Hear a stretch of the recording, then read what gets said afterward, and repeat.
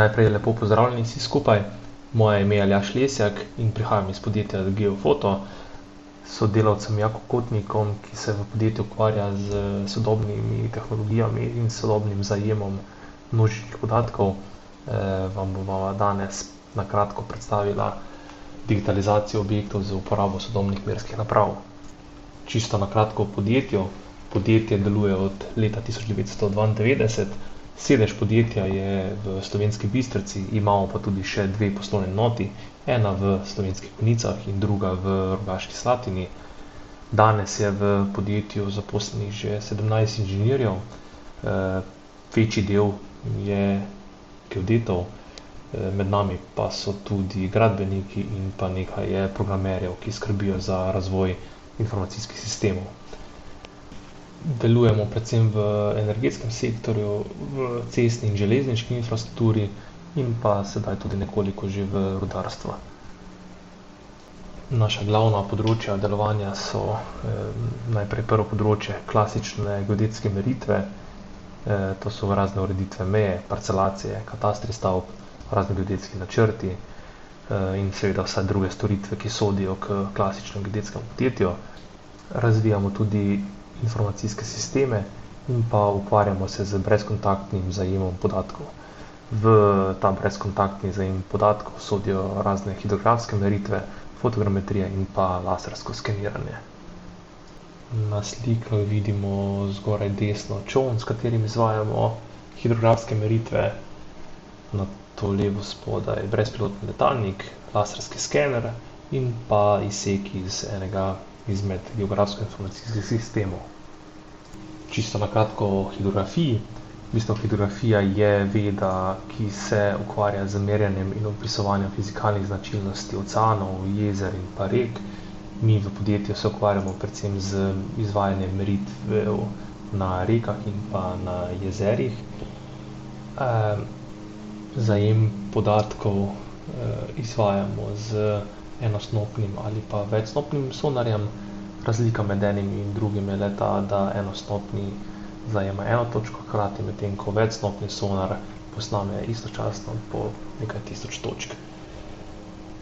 Na čolnu je nameščen še laserski skener, ki zajema podatke obrežnega dela ali pa stavb, ki ležijo ob jezeru ali pa rekah, in pa seveda za navigacijo in za umestitev na pravilni položaj se uporablja GNSS oprema.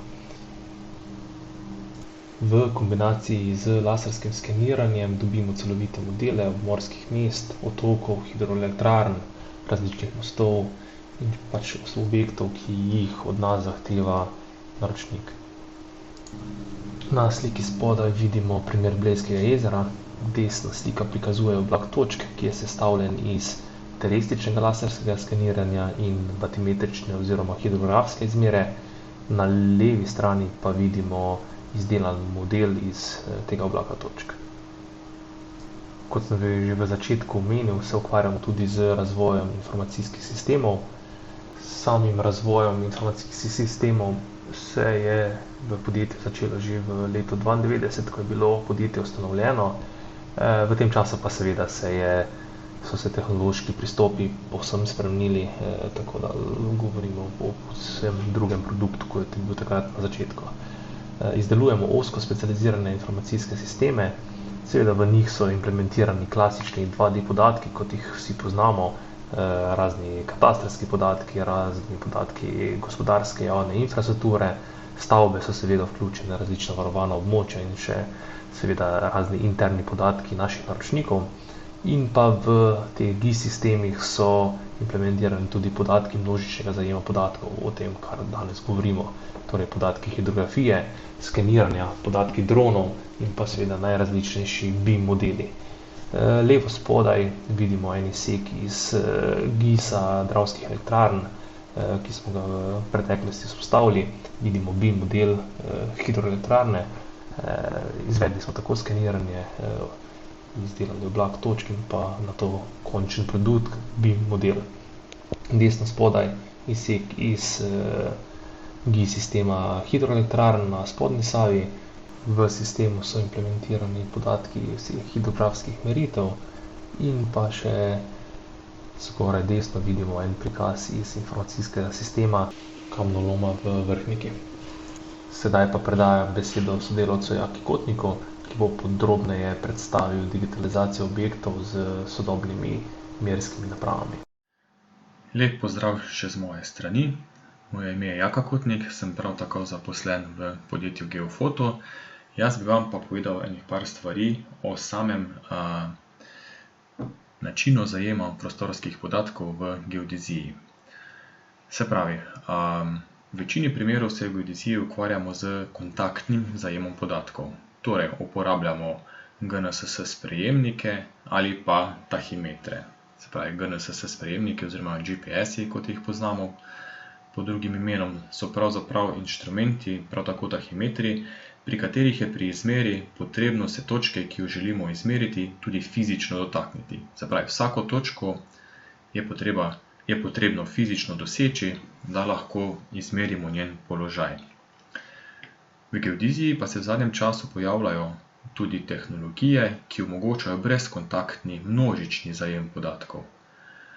Taki primeri so recimo fotogrametrija, to je veda, v kateri iz fotografij lahko pridobimo metrične podatke, in po drugi strani še metoda laserskega skeniranja, pri kateri tudi v zelo kratkem času pridobimo zelo veliko število meritev oziroma točk, ki imajo zelo natančen položaj v prostoru. Če posvetimo par besed fotogrametriji, kot sem že omenil, je to veda, v kateri lahko na osnovi fotografij iz njih pridobimo metrične podatke. Da pa do tega pridemo, da je ta fotografija metrična, da lahko iz nje beremo neke razdalje, so potrebne določene, kako bi temu rekel, protokoli oziroma na kak način je potrebno te fotografije tudi zajeti. Dandanes je fotogrametrija precej v veljavi, predvsem zaradi pojava brezpilotnih letalnikov. Na ta način lahko zelo enostavno zajamemo veliko število fotografij iz zraka in na ta način potem pridobimo informacije o samem površju. Poleg tega, da zajamemo fotografije z brezpilotnim letalnikom, je potrebno na tleh izmeriti še položaj kontrolnih točk z GNSS sprejemnikom, in ko imamo vse te podatke zbrane, jih vstavimo v primeren programski paket in to potem se skupaj obdelamo, izvrednotimo, da dobimo neke produkte, ki so nam potem uporabni pri nadaljnjem delu. Eden izmed glavnih produktov fotogrametričnega zajema podatkov je seveda oblak točk. Zdaj, kaj pravzaprav sploh je oblak točk? Ko smo gledali pri klasičnem načinu, se pravi pri kontaktnem zajemu podatkov v geodeziji, se je potrebno vsake točke fizično dotakniti, da jo lahko izmerimo. Medtem ko pri tem brezkontaktnem merjenju pa to ni potrebno. Se pravi, na osnovi fotografij ali pa na kakšen drugi način pridobimo ogromno število točk o samem objektu ali pa detajlu, ki ga pač želimo izmeriti na brezkontaktni način. To pomeni, vsaka točka ima, bom rekel, svoj položaj v nekem koordinatnem sistemu in pa do določene še kakšne druge atribute, kot so recimo RGB obarvanost ali pa intenziteta odboja ali pa še kaj drugega.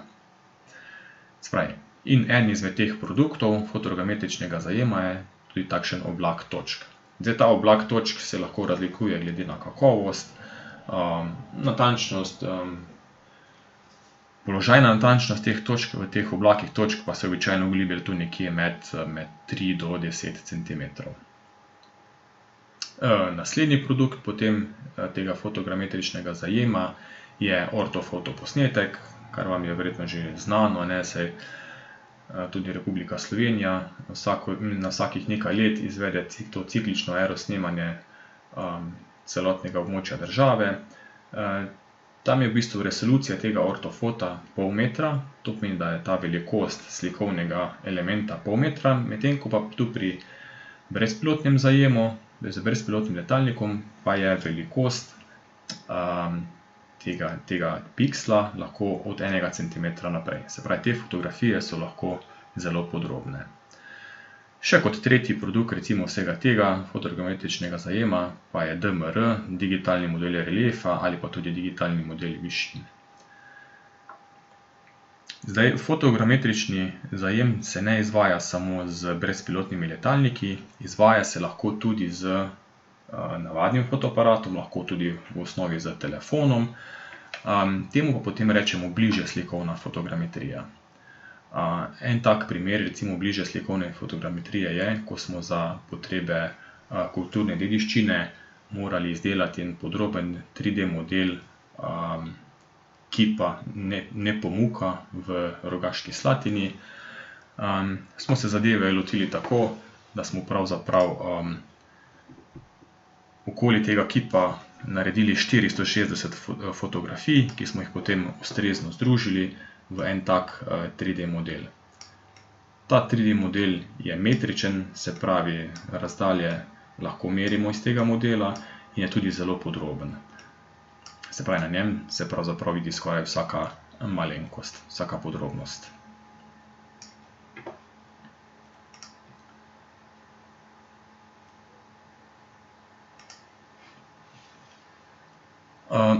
Drugi način, kot smo že prej omenili, množičnega zajema podatkov, pa je način z laserskim skeniranjem. Laserski skenerji so pravzaprav neke naprave, ki na osnovi izvajanja meritev z laserskim žarkom pridobimo ustrezen oblak točk. Ti oblaki točk so zelo podrobni, zelo gosti in tudi zelo natančni. Kako izgleda sam postopek laserskega skeniranja? Zdaj imamo dva načina. En je, da imamo terestrični laserski skener, ki ga postavimo na takšen stativ in ga pač zaženemo, da on opravi svoje meritve. Istočasno moramo namestiti, nujno ni, ampak je pa priporočljivo, da se namestijo tudi oslonilne točke, ki jih potem izmerimo z tahimetrom in na tak način lahko potem ta oblak točk tudi ustrezno georeferenciramo v ustrezen koordinatni sistem. V današnjem času pa so se pojavili tudi ročni laserski skenerji, ki so prav tako zelo, zelo natančni. Govorimo o natančnosti določanja položaja točk nekaj milimetrov, ki pa so precej hitri, se pravi za samo izmero, in pa tudi zelo, enostavni za uporabo. Ko z laserskim skenerjem izvedemo meritve na terenu, je potrebno potem vse skupaj seveda še v pisarni ustrezno obdelati, georeferencirati, očistiti oblak točk, da je potem primeren za neko nadaljnjo uporabo.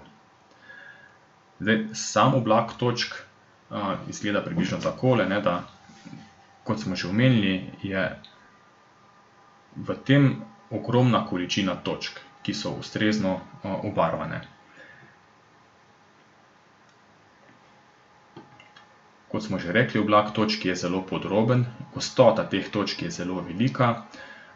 Omenimo lahko samo to, da v neki tipični nastavitvi recimo imamo na neki steni, ki jo skeniramo, točke v razmaku 6 mm ali boljše.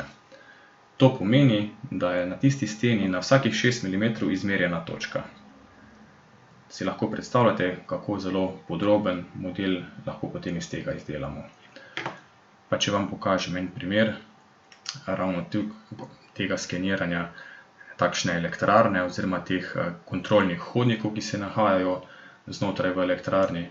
Tu govorimo zdaj o primeru pregrade pod Selo na Soči.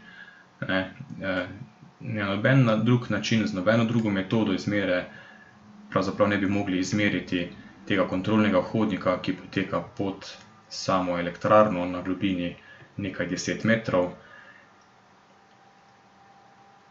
In ta izmera je bila zelo podrobna, količina točk, ki smo jo zajeli, je bila zelo velika in na koncu nam je ta oblak točk služil kot neka osnova za izdelavo nadaljnjih 3D modelov, ki so jih pač projektantska podjetja potem potrebovala za svoje potrebe naprej v fazi projektiranja.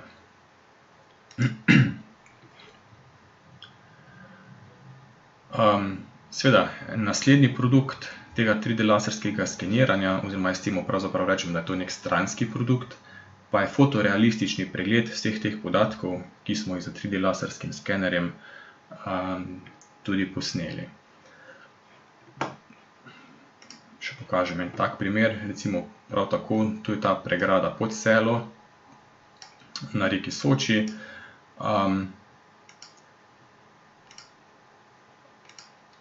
Se pravi, imamo en tak fotorealistični pregled, laserski skener namreč istočasno, ko izvaja meritve, tudi vse skupaj pofotografira in potem lahko med temi posameznimi stojišči laserskega skenerja se ustrezno premikamo in pač nam služi kot neka taka orientacijska, kako bi temu rekel, en tak pregledovalnik, v katerem lahko nekako vizualno pogledamo, kaj se dejansko na terenu dogaja. Seveda pa nam ta pregledovalnik omogoča tudi izvajanje raznih meritev, kajti od zadaj za temi fotografijami je tudi oblak točk, se pravi, je celotna zadeva metrična in lahko poljubno pač izmerimo oziroma določimo kakršnekoli dimenzije, ki nas mogoče zanimajo. V tem primeru smo pač izmerili, kakšna je ta višina in kakšna je ta širina tega zidu.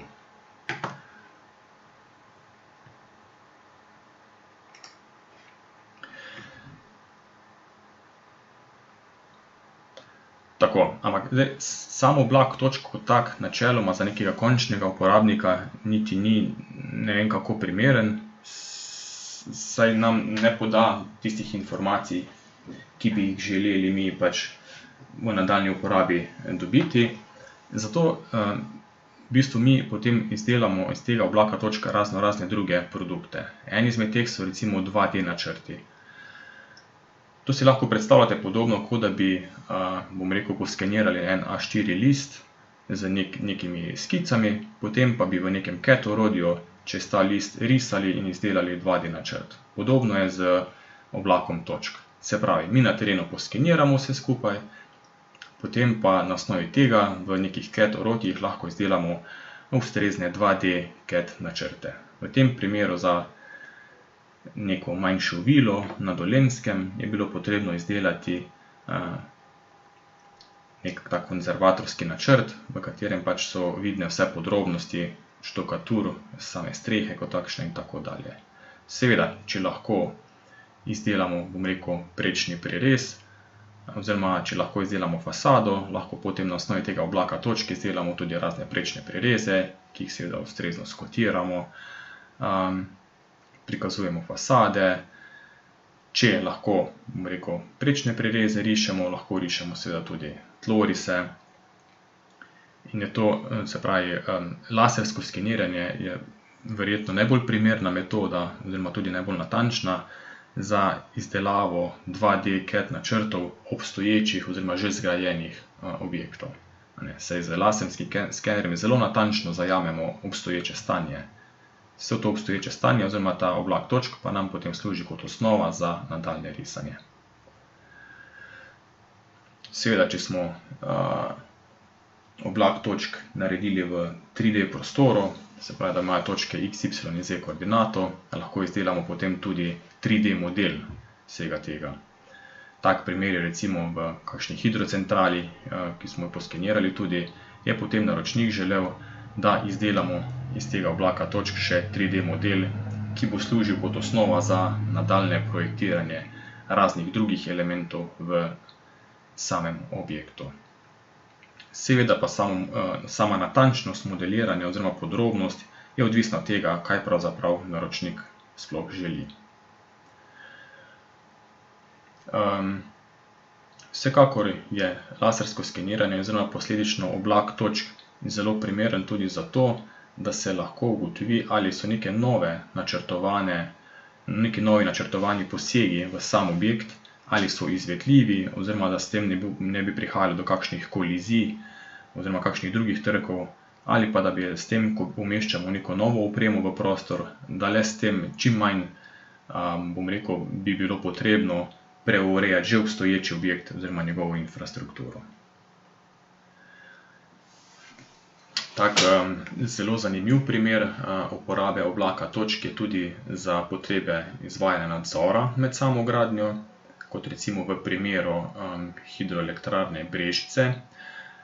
Naročnik je od nas želel, da med samo gradnjo preverimo, ali so sesalne cevi, ki so takšnih zelo nepravilnih oblik, pravilno zgrajene. Zato smo tu smo uporabili metodo 3D laserskega skeniranja, naredili smo ustrezen oblak točk, ki smo ga georeferencirali, potem tudi očistili vseh ostalih elementov, ki pač niso potrebni za samo nadaljnjo obdelavo. Naročnik nam je predal sprojektiran 3D model, kakšen bi moral biti, in mi smo potem ta projekt v bistvu primerjali z dejanskim stanjem na terenu, se pravi z našim oblakom točk, in potem ugotavljali morebitna odstopanja od modela od dejanskega stanja v naravi. Te rezultate smo potem pač predstavili tudi v obliki nekakšnih histogramov, v katerih je bilo vidno, kolikšen delež same sesalne cevi je znotraj nekega projektiranega koridorja in kolikšna so odstopanja določenih delov, ki so pač prevelika glede na javno priznane standarde.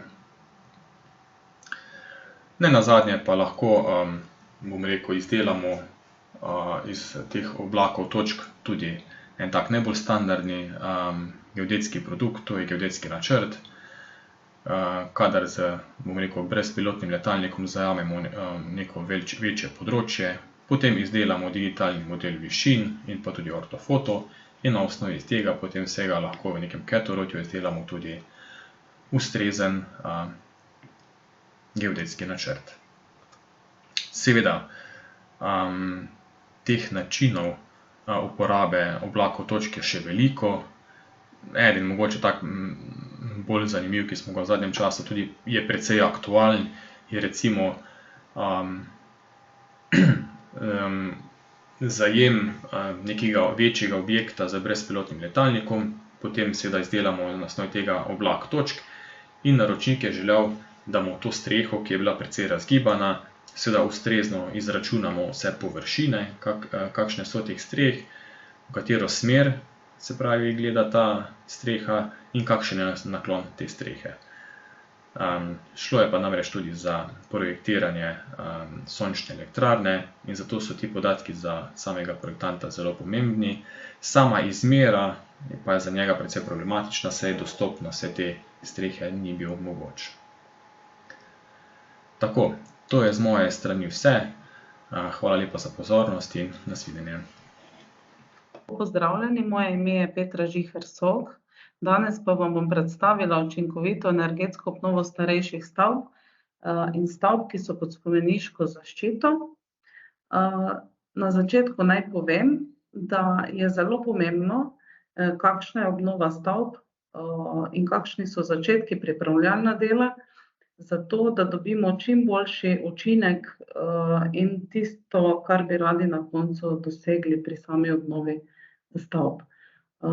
Imamo veliko stavb, ki so potrebne obnove, ki jih lahko obnovimo, ki nam lahko dajo bistveno večji učinek kot novogradnje, ki jih ni potrebno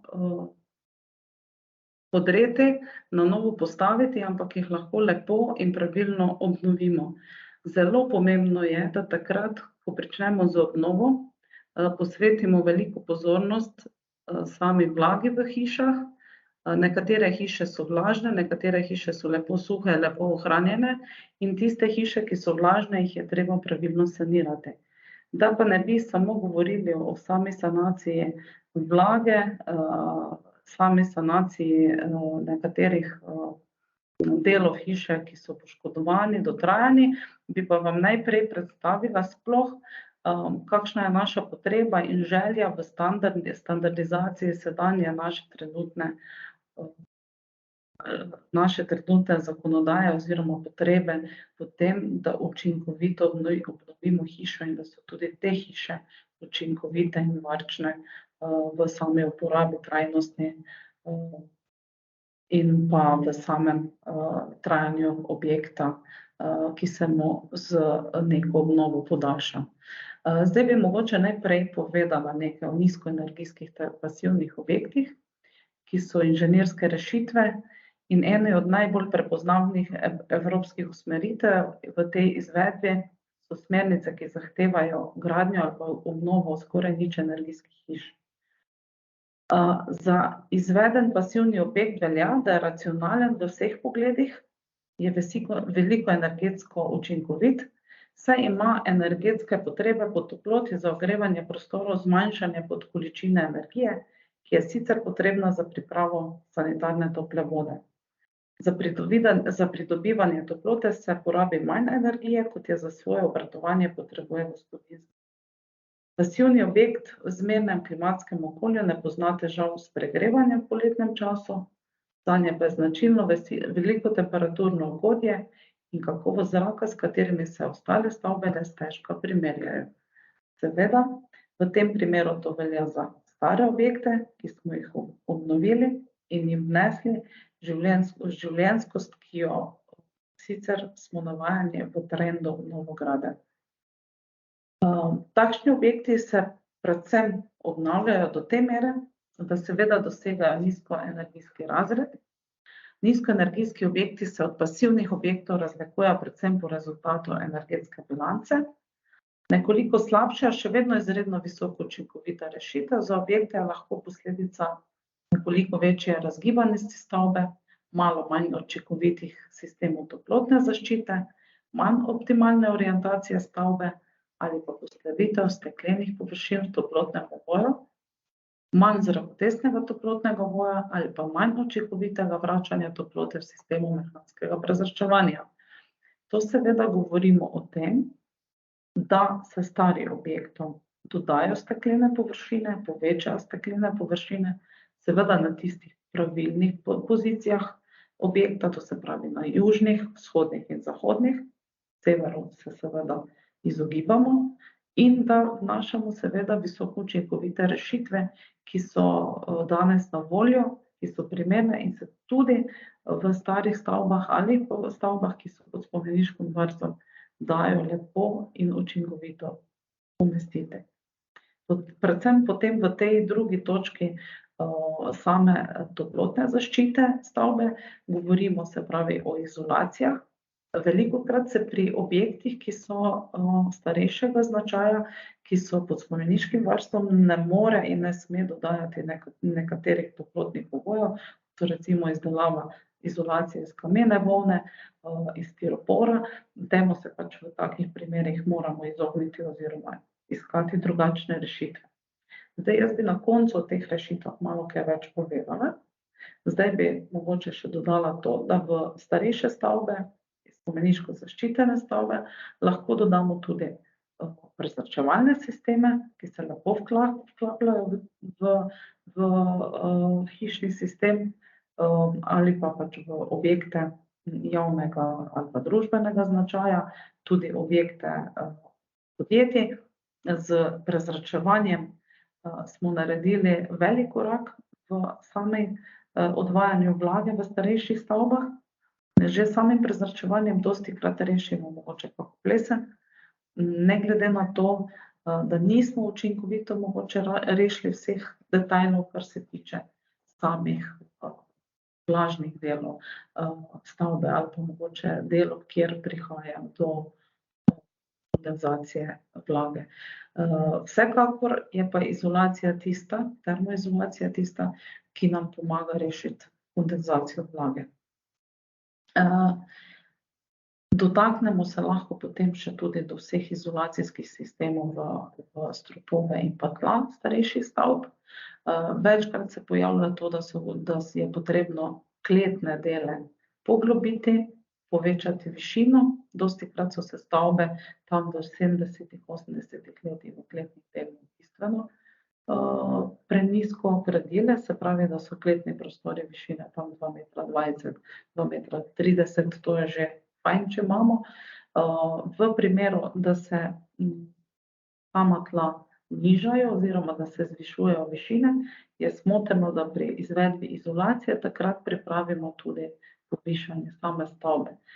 Temu seveda sledi podbetoniranje temeljev, izvedba novih podbetonov oziroma novih tlakov, hidroizoliranih seveda primerno, in pa potem samo dodajanje slojev toplotne izolacije, ki jo pa vedno določamo računsko, o teh izračunih mogoče drugič kaj več.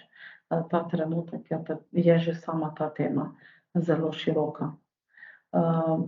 Seveda nam vse te razlike v izolaciji, se pravi toplotnem ovoju stavbe, v samem sistemu oken, v samem sistemu prezračevanja in seveda ogrevanja, te drobne razlike, zaradi katerih posamezni segmenti niso optimalno rešeni, tako vodijo v različne končne rezultate energetske bilance.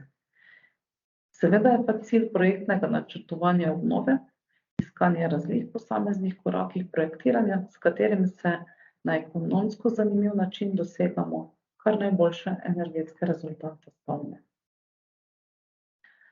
Za dosego nadstandardnih rezultatov sodobnih obnov stoji veliko inženirskega znanja ter izvedbenih izkušenj, saj le-te z optimizacijo projektov dosegamo zahtevano racionalno zasnovo, ki se mora odražati tudi v ekonomskem in okoljskem smislu.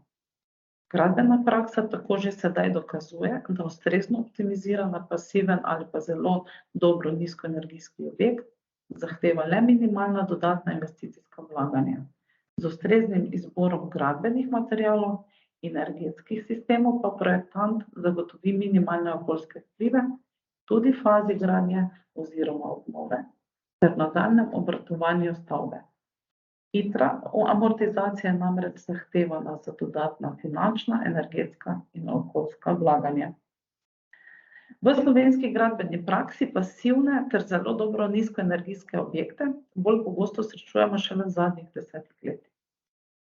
Dober in racionalen projekt obnove objekta se prične z ustrezno prilagojeno arhitekturno zasnovo, kar seveda pri obnovah stavbe vedno ni možno, se je potrebno prilagoditi danim možnostim in pa seveda zasnovi obstoječega objekta. Prvi korak pa je posledično dobro pripravljena projektna naloga. Cilj projektne naloge je uskladitev konceptov ter čim bolj detaljna definiranost ključnih rešitev in parametrov obnove. Te pa je seveda potrebno razdeliti pred samim pričetkom projektiranja, saj se v samem nadaljevanju načrtovanja le stežka vračamo na začetek postopka in s tem ne modificiramo projektne osnove. Neustrezne projektne zasnove se v projektiranju najdalje rešujejo le s tehnološkimi popravki, to pa je vedno dražje in velikokrat prinaša neugodne finančne učinke in pa manj dovršene tehnične rezultate. Med naloge arhitekta zagotovo spadajo tudi optimizirane rešitve za tlorise s hkratnim obvladovanjem končnega obsega tlorisnih površin. Zdaj v tem primeru, ko mi obnavljamo stari objekt ali spomeniško zaščitene ali katere druge objekte, ki niso pod spomeniško zaščito, je potrebno pri načrtovanju posnetkov samega objekta biti zelo natančen in vedeti, kakšen cilj hočemo doseči. Istočasno pa je seveda potrebno ustrezno funkcijsko razvrščanje prostorov ter pravilna postavitev prostorov ustrezne toplotne cone. Seveda to pomeni, da pravilno postavljamo stavbno hišo, če seveda nismo omejeni s samo spomeniško zavarovanostjo objekta, ki nam narekuje, kje in kakšno stavbno hišo seveda moramo postaviti. Pasivni objekti imajo tako znotraj toplotnega ovoja tipično le navadno 2 etaži. Če pa seveda govorimo o spomeniških zaščitenih stavbah, so lahko etaže večje ali manjše, pritlični objekti, večnadstropni objekti, seveda odvisno pa tudi od lokacije samega objekta. Neogrevane garaže, kleti se ne pojavljajo znotraj toplotnega ovoja in običajno nimajo direktne povezave z njimi in se takrat seveda tudi pri projektiranju oziroma pripravi projektne naloge, projekta izvedbe odločamo v odvisnosti od tega, kakšno funkcijo bo imel in na kak način lahko ostale del stavbe, ki je v uporabi, ki ga ogrevamo, ločimo od neogrevanih prostorov. Najvišji posamezni delež med toplotnimi tokovi energetske bilance stavb pa imajo transmisijske toplotne izgube. Nanje vplivajo oblikovanje toplotnega oboja in pa njegova toplotna zaščita. Če lahko za zelo dobre nizkoenergijske objekte ugotavljamo toplotno zaščito elementov stavbnega oboja v razredu toplotne prevodnosti, to je 0,15 W na kvadratni meter Kelvin, pa se pri pasivnih objektov vrednost gibljejo tipično okoli 0,10 W na kvadratni meter Kelvina ali seveda pod temi vrednostmi. Mi se ukvarjamo tako z izdelavo projektnih rešitev, kakor tudi sanacijo starih dotrajanih objektov. Sanacija starih objektov je včasih dražja kot novogradnja, vendar pa se preko nepovratnih spodbud takšni posegi še kako splačajo. Na tak način se zmanjšuje število praznih ležišč ali pa celo gredo v uporabo tudi stari objekti, ki bi jih sicer podrli ali so prazni in neusmiljeno propadajo. Mogoče za primer dobre prakse pogledamo objekt na sliki in sicer vidimo eno starejšo hišo, ki sicer spomeniško ni zaščitena, je pa bila preurejena, je enostanovanjski objekt na levi strani, preurejen v trostanovanjski objekt. Veliko objektov takšnih visokopritličnih v Sloveniji je, ki danes propadajo, ki jih nihče ne uporablja, ki so prazni, so pa sicer zelo dobro grajeni.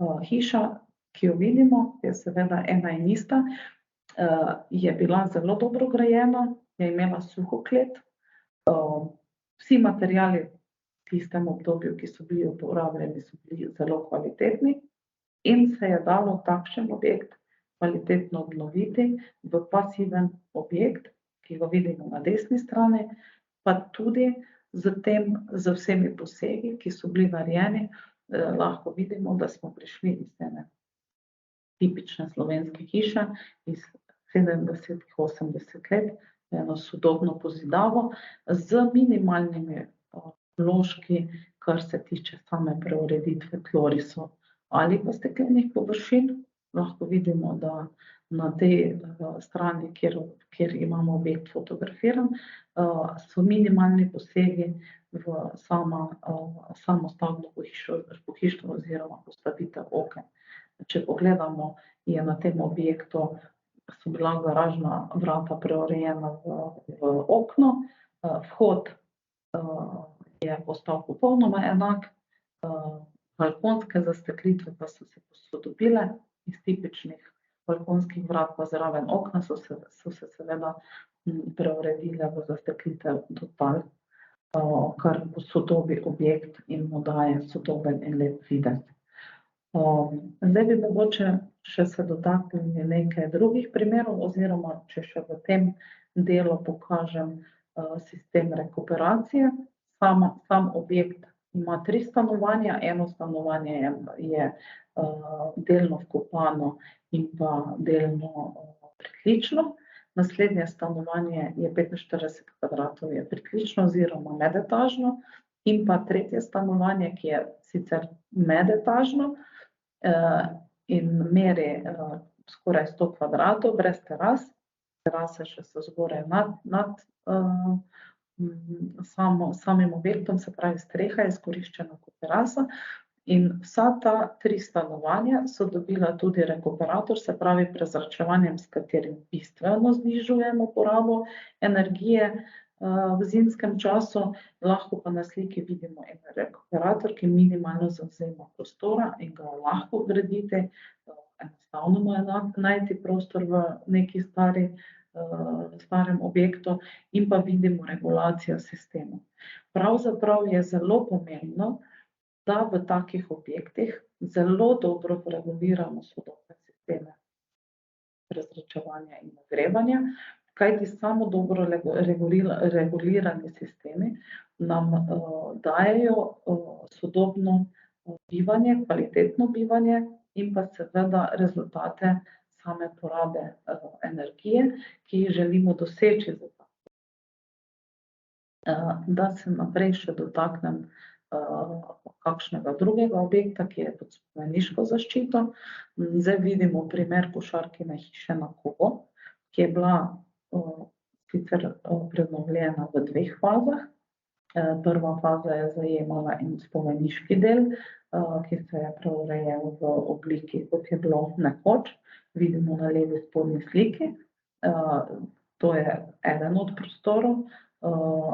Potem pa del, ki se je obnavljal popolnoma bivanjsko, se pravi, da se lahko uporablja za bivanje, sicer se ta objekt uporablja za muzej, in ima vse elemente nizkoenergijske oziroma pasivne hiše. To smo dosegali tako z ogrevanjem, kot s prezračevanjem, kot s sodobnim stavbnim pohištvom, ki sicer, če pogledamo po obliki starega objekta in pa po obliki novega objekta, skoraj popolnoma izgleda popolnoma enako, kot je bilo prvotno na samem objektu. Enako se dosega z vsemi elementi izdelave ovoja. V tem primeru se je sicer smela dograditi ovoj z standardnimi izolacijskimi materiali in pa potem posnemanjem nekega videza, osnovnega videza objekta izpred 100 oziroma skoraj 200 let. Zgradili pa so se seveda sodobni načini ogrevanja, prezračevanja, v katerem se zagotavlja, da je objekt danes suh in uporaben in da bo uporaben še naslednjim rodovom. Dotaknila bi še se naslednjega objekta, ki je v bližini tega, spet smo na Kogu, to je stari kulturni dom. Ta dom se je sodobno obnovil, predvsem pa se je na njem pri tej sodobni obnovi dal poudarek na izsuševanje zidov, na izsuševanju mokrih delov, kajti vedno, ko se poslužimo nekih izolacij in če za izolacijo zapiramo same mokre z vlago napite dele, se pravi temelje, zidove, potem bodo posledice kmalu vidne v samem objektu. Če objekt ogrevamo, bo začela se pojavljati plesen, če to skrijemo za nekimi XPS-i, EPS-i, ne vem, kakršnimikoli izolacijskimi premazi materiali, potem ta plesen začne počasi se pojavljati v obliki vonja, kasneje jo tudi vidimo, zato je zelo pomembno, da te objekte najprej zaščitimo tako, da jih izsušimo ali pa primerno odpremo in z odpiranjem samih sten tudi dosežemo, da se redno in sproti izsušijo. Zdaj mogoče v tej točki bi se več dotaknila samih materialov. Materiali za izolacije danes so izredno različni. Na trgu pravzaprav imamo poplavo materialov, ki se pojavljajo za izdelavo termoizolacije. Zato je moje priporočilo, da se v fazi projektiranja priprave projektne dokumentacije primerno pripravi sanacijski načrt vlage. Mi smo bili navajeni, da smo delali z toplimi bitumenskimi premazi oziroma z vroče stikovanimi bitumenskimi hidroizolacijami, kar pa v takih primerih ni najbolj primerno, ker nam vlaga v samih zidovih izsuševanje starih zidov, starih objektov, ki so širine 50, 60, 70 ali celo več centimetrov, ni primerno. Takšne zidove je potrebno hidroizolacijsko premazati na takšen način in jim dati, da potem v samem delovanju tistih s kapilarami napolnjenih vod, da te pravzaprav zapiramo z nekimi kristalizacijskimi sistemi. Nekaj smo jih navedli na ekranu. Obstaja ogromno teh materialov, kot je že rečeno. Dostikrat se pri takih objektih poslužujemo tudi mehanske pregrade, se pravi s podrezanjem zidov, da preprečimo kapilarni dvig vlage iz temeljnih in daljnih plasti. Dostikrat, kar je sicer najdražje, to je nekako tudi na splošno znano, se poslužujemo injekcijskih malt in mas. Tudi teh je na trgu zelo veliko, je pa seveda zelo pomembna njihova vgradnja oziroma implementacija v objekt, da je to narejeno tako, da zagotavljamo trajnost in dolgo živost teh objektov, v kolikor smo se odločili za sanacijo takšnega objekta. Prav je, da to tudi izvedejo strokovno usposobljene osebe, ki nam pomagajo, da pridemo do najbolj učinkovitih pa najboljših tehničnih rešitev. Seveda se v tej fazi samega projektiranja moramo odločiti za to, da se pripravi primeren sanacijski načrt in da se po tistem sanacijskem načrtu sanacija seveda tudi izvede. Spet vidimo nekaj navedenih teh materialov, potem pa bi se dotaknila še mogoče na koncu čisto sistemov termoizolacije, ki nas v starih stavbah imamo večkrat takšno zahtevo, da izolacijskih materialov ne smemo nanašati na fasado objektov, z nekim notranjim izoliranjem objekta, se pravi z stiropori pa primerno, da to izvedemo tudi pri objektih, ki imajo debelejše stene, je to praktično nesmiselno. V tem primeru se trg ponuja termoizolacijske premaze, ki danes v teh okoliščinah oziroma v teh situacijah, ki jih imamo, večkrat nudijo edino in pravo rešitev.